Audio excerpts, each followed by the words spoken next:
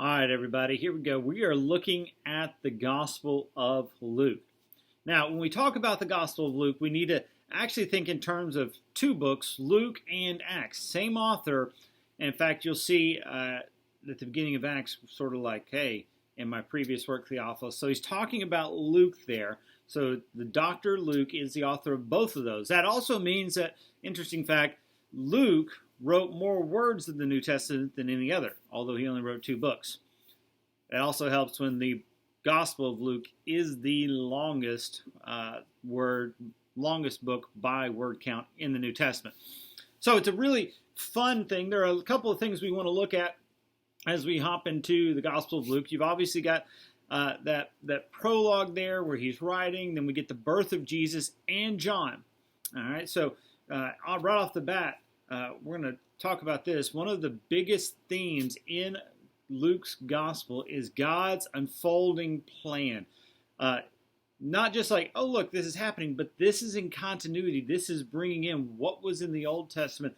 It's now coming to fruition in the New Testament. So we see this, and the way John fits in that is, John becomes the one who was promised in the Old Testament to come before the coming of the Lord. And so this becomes a major theme throughout the Gospel of Luke. And in fact, it ends as you see the road to Emmaus. Now, we're good ways from reading that. But that theme is going to continue on, because when we get to the road to Emmaus, we find two disciples that are discouraged. Jesus has died. They don't know what to do. They've heard he's risen, but they haven't seen it. And then, what does it say? And then, beginning with the law and all the prophets, he explained to them the things concerning himself. And so, basically, he's saying Jesus, on his resurrection, goes through the entire Old Testament, just wraps it out. Hey, here is the gospel. And so that's a huge theme for Luke.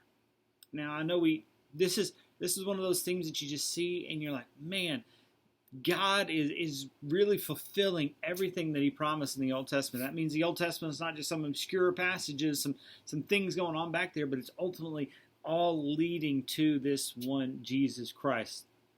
So we get keep going there. We get Jesus preparing for ministry. Then he's in Galilee doing ministry. Then he's going to Jerusalem. He's in Jerusalem, and he's finally crucified and resurrected. All these things just sort of moving through the life of Jesus. But there are some themes that pop up there, and some other things we want to look at. There, another one of those is that Gentiles in Luke's gospel, Gentiles play a very important part in God's plan. That makes sense when you also consider we're going to Acts next. Luke's going to write Acts next, and Gentiles become a very big part of the unfolding of God's plan there, especially through the ministry of Paul. And so the Gentiles are going to come. This emphasis on the nations, it's a very interesting one that you start seeing here. And there's also, we get care for outcasts and love for those who are displaced, those who are outside of that. And so you start seeing some of these themes just sort of pop up: the outcast, the lowly, the marginalized. Jesus cares about those, and so those people, and it really shows up in Luke's gospel. Now there's one other thing. I mean, I'm trying to keep this as brief because there's a lot we can talk about. But there's one other thing that we want to really kind of hammer home here, and that's Luke's recording in the sheer number of parables in Luke. There are parables in the Gospel of Luke that we do not get in any of the other Gospels. Now, what's interesting there, and what you want to kind of sink your teeth into here, is that those parables, they're never just stories. All right, they're never just stories out there. They always have a point, and they're always basically, I've heard someone compare them to, they're like grenades that you pull the pin. Jesus pulls the pin, drops them in there, and waits for them to just kind of explode. And so the big thing when you read the parables, don't just read the red words, right? The red letters, right? When you're sitting there, oh, here's the parable that Jesus tells. We need to zoom out and remember that there's a bigger context, and this story is told with a purpose and a point. So real quick, we'll take one that we know. Luke chapter 15. And that's so you get, actually they're nesting parables. They're kind of like those little Russian dolls. You have one inside the other. You get first the lost parable of the lost sheep, the lost coin, and then you get the prodigal son. So what's interesting here is you get this pattern. There's loss, there's a lost thing. There's searching. It is found, and then there is rejoicing. Okay? So the sheep is lost. The shepherd goes searching. He finds it, and then there is rejoicing. Lost coin. Coin is lost. Searching for it. It is found, and then there is rejoicing. Then let's think about the parable of the prodigal son. The son is lost. The son starts coming back, but then the father is already searching. He is found. And then there's rejoicing. Okay, right, we've got that, but the parable doesn't stop there. Okay, what happens next? All of a sudden, there's another brother who's outside of that rejoicing. And okay, you think, well, maybe he's got, but then the father goes searching for that son.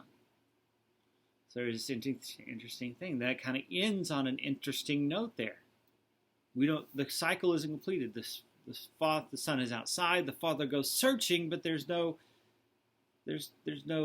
finding and rejoicing. And that pulls us back to chapter 15, verses 1 and 2. Now all the tax collectors and sinners were coming near to listen to them. Both the Pharisees and the scribes began to grumble and say, "This man receives sinners and eats with them." So this shows us right here that those parables are not merely just about God's grace and God's seeking and God's finding. It's about God's character in contrast to the Pharisees, because they're the older brother. And yet God is reaching out to them. They're outside. He's seeking them. Will they respond to that? Right now their heart's saying, no, I don't care.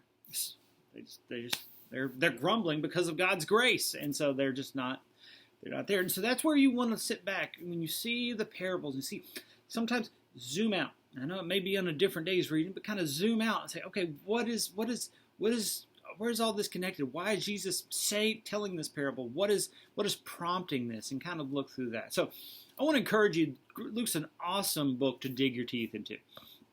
There's a lot of beauty. There's a lot of depth there. So I just encourage you as you get into that, just see, here's what's going on, and just be amazed at how this all works together.